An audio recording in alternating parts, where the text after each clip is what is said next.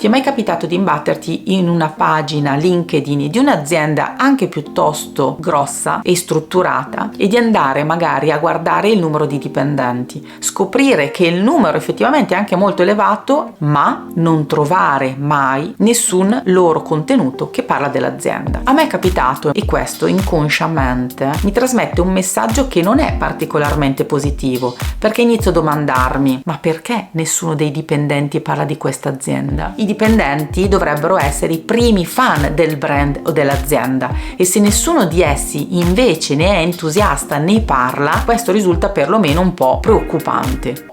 Strano. Inizia invece a coinvolgere anche le persone che lavorano con te nella comunicazione e quindi anche nei post presenti all'interno della pagina aziendale di LinkedIn. Io sono Heidi e mi occupo di strategie digitali e ogni settimana con i miei contenuti su questo canale ti racconto e ti spiego come il digitale ti aiuti a lavorare sempre meglio e non di più. Se questi sono argomenti che ti interessano e ancora non l'hai fatto, mi raccomando, ricordati di iscriverti a questo canale e anche di attivare la campanella qui sotto per non perdere nessuno dei prossimi video. LinkedIn è il social network per eccellenza quando si parla di business e di attività, e i numeri all'interno della piattaforma stanno crescendo sempre di più in maniera esponenziale. Questo vuol dire che ci sono sempre di più persone e aziende che sono presenti sulla piattaforma.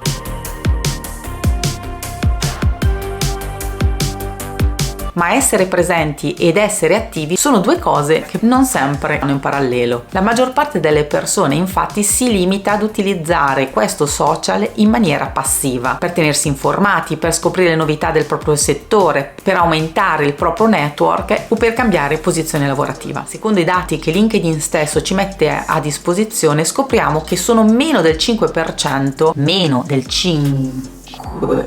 le persone che creano contenuti sulla piattaforma stessa. Questo significa che scrivere su LinkedIn diventa una opportunità incredibile da sfruttare proprio in questo momento. Coinvolgere le persone che lavorano all'interno della stessa azienda per la comunicazione aziendale è un win-win, e adesso ti spiego perché. Prima di tutto guardiamo dal punto di vista dell'azienda. Durante le mie consulenze o i corsi vado ad analizzare insieme al cliente le pagine aziendali. Le pagine aziendali hanno sicuramente un obiettivo e delle funzionalità che sono molto diverse rispetto al profilo personale. Quello che succede però è che all'interno di esse è difficile trovare una comunicazione che sia molto efficace. La maggior parte delle volte i post sono limitati a post autocelebrativi o a post in cui si cerca di vendere il prodotto o il servizio. Perché questo è completamente sbagliato? Se un brand ha creato una pagina aziendale, ma questa pagina aziendale non ha post, ovviamente non genererà traffico, e questo vuol dire poco interesse nei suoi confronti, e poco interesse alla fine si trasforma in poche vendite, e questo significa che si rischia di lasciare sul piatto un sacco di soldi,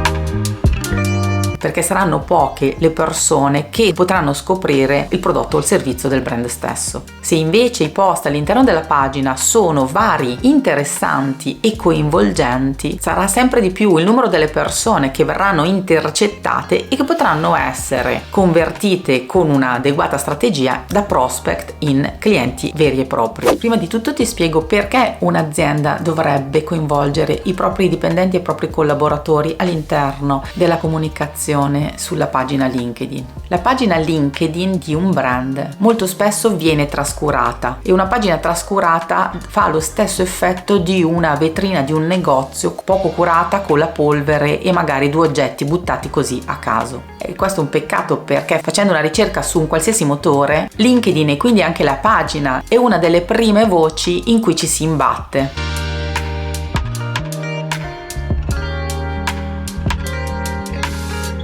Avere una pagina LinkedIn aziendale piena di post interessanti, vari e che sono utili al potenziale cliente e non solo autopromozionali o di vendita, diventa una risorsa incredibile che aumenta esponenzialmente la visibilità del brand e lo pone davanti a tutti gli altri competitor, e tutto questo in maniera gratuita. Una pagina LinkedIn di un brand tendenzialmente ha un carattere molto più serioso, risulta sempre più impersonale, un po' come la pagina pagina del chi siamo sui siti web. Coinvolgendo i dipendenti, questo carattere impersonale verrà perso. Un piano editoriale ben strutturato ha sempre la necessità di avere varietà di argomenti. Non c'è nessuno che conosce le difficoltà e i problemi dei clienti meglio di chi effettivamente esegue quel lavoro ogni singolo giorno. Il piano editoriale diventa in questo modo molto florido, perché gli argomenti saranno non solo vari e approfonditi, ma soprattutto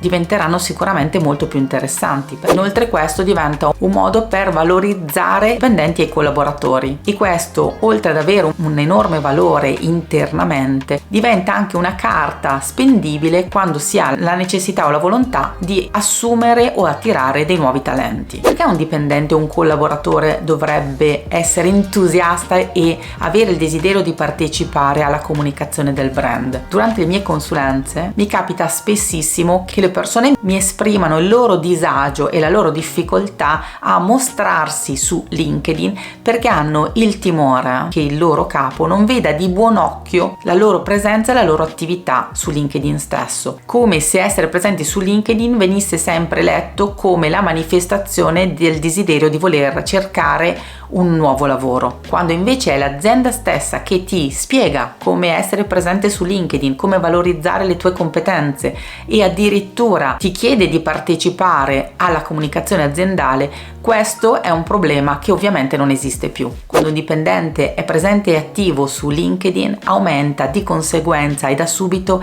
anche il suo personal brand, e quindi si posiziona come esperto nel proprio settore, andando a dimostrare tutte le sue conoscenze, oltre a diventare una risorsa preziosissima anche per l'azienda stessa. Ma prima di partire con un qualsiasi programma di employee advocacy è necessario stabilire delle piccole regole. Importantissimo fare formazione ai dipendenti e non lasciarli vagare alla mercé di LinkedIn senza avere informazioni. Chiamare quindi un consulente, puoi chiamare me ad esempio, per spiegare come ottimizzare il profilo personale, prima di tutto, come funziona LinkedIn e come sfruttarlo al meglio, e anche come e quali contenuti poter andare a pubblicare. Oltre alla formazione del singolo è anche necessario stabilire una social media policy, cioè quali sono le informazioni che possono essere pubblicate e quelle che non possono essere pubblicate. La social media policy non deve essere molto complessa, le regole devono essere davvero poche, semplici e chiari per tutti. Per creare un buon programma di employee advocacy, secondo la mia esperienza, è molto più semplice partire coinvolgendo le persone su base volontaria, cioè chiedere se tra i dipendenti c'è qualcuno che spontaneamente si vuole offrire per questo programma, e da lì iniziare un poco alla volta, in modo da incentivare le persone propositive e proattive, che poi diventeranno loro stessi gli entusiasti e fautori di portare avanti questo programma. Molto importante è ovviamente sottolineare quali sono i vantaggi per chi partecipa e anche la formazione e l'accompagnamento che ne riceveranno. Non deve essere infatti visto e percepito come un ulteriore lavoro o addirittura un obbligo, ma deve essere trasferito il concetto appunto di win-win. Importantissima è la formazione iniziale, sia per l'azienda che per i dipendenti. Potete chiamare un consulente, per esempio potete chiamare me, che aiuti nell'ottimizzazione della pagina da una parte e anche dei profili personali dei dipendenti dall'altra. Nella formazione poi bisogna anche capire come funziona la piattaforma, quali sono tutti quei trucchetti che possono essere sfruttati, ma anche e soprattutto avere una strategia ben chiara rispetto all'obiettivo che si vuole raggiungere. Se vuoi capire come utilizzare LinkedIn e accelerare i tuoi risultati su questa piattaforma, puoi iniziare comprando il mio libro LinkedX, oppure acquistare e seguire LinkedX, il mio corso interamente dedicato a LinkedIn e sempre aggiornato.